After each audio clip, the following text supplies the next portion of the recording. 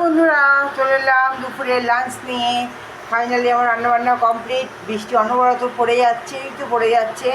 চলো তোমাদের সাথে শেয়ার করে দিই দুপুর আজকে কী কী রান্না করলাম। দেখো, একদম গরম গরম আছে ভাত, এক হাঁড়ি ভাত, সাথে আছে ইলিশ মাছ ভাজা দুটো, আমার বড় মাসের জন্য।